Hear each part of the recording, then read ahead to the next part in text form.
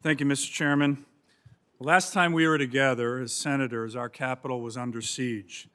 America's authoritarian rivals abroad have been gloating about our disunity. Democracy brings chaos, they tell their people. Better to have a strong hand that keeps order. We live in an imperfect democracy, no doubt. In the American, I am proud and honored to introduce Mr. Lloyd Austin, understands our imperfections more than many. But on closer inspection, the world's dictators have little to celebrate. Congress went back to work on January 6th to count electoral college votes. Tomorrow there will be a transfer of power at the top of our government, as there has been since the founding of our republic.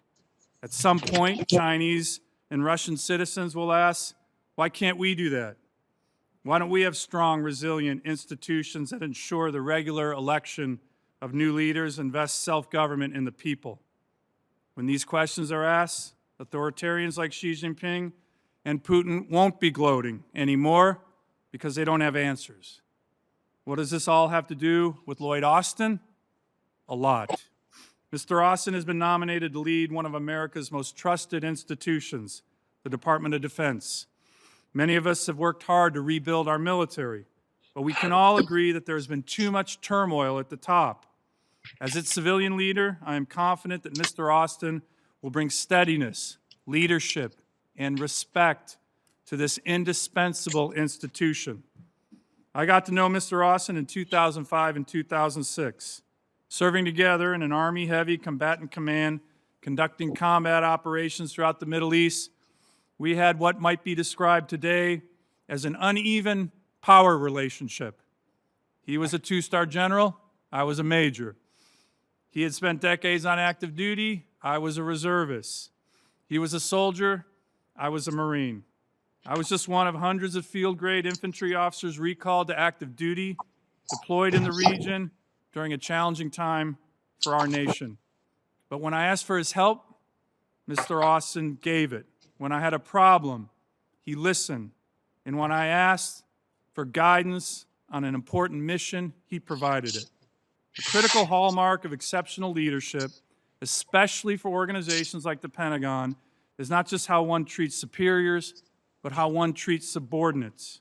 What I saw was respect, integrity, and someone who gets things done in a difficult environment. It is clear to me that the core principles of Mr. Austin's life have been duty, honor, country. That may sound quaint to some, but I think having individuals of impeccable character at the top of our government is more important than ever. Other than integrity, there's no singular requirement for the difficult job of Secretary of Defense. But as the former director of the Joint Staff and CENTCOM commander, Mr. Austin certainly has insights on critical issues such as interagency budget battles, working with our allies, and congressional oversight. Mr. Austin is fully committed to the constitutional principle of civilian control of our military, something that those who serve in uniform typically understand and revere more than those who don't.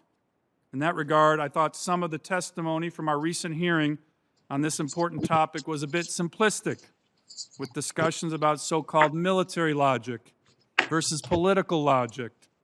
So let me play devil's advocate. The very nature of this confirmation hearing is evidence that civilian control of the military is not at risk in America. I believe the related but opposite problem should be of more concern today.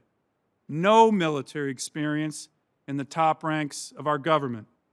With the exception of Mr. Austin, no nominee on the incoming Biden national security team has ever served in uniform. With regard to the entire Biden cabinet, only one other nominee has any military experience at all. This is not wise.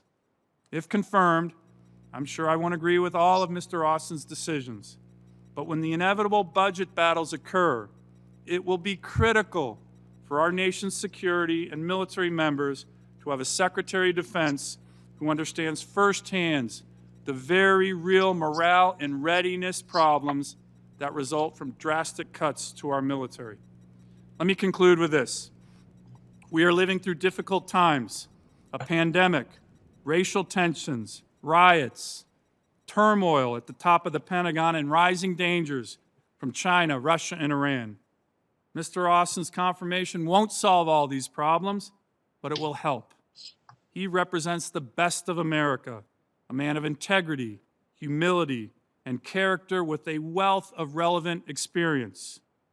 Our allies will take comfort in his confirmation, and our adversaries will take pause.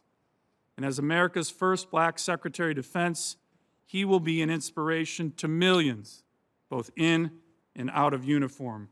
I urge my colleagues to support his confirmation and the waiver it requires. Thank you, Mr. Chairman.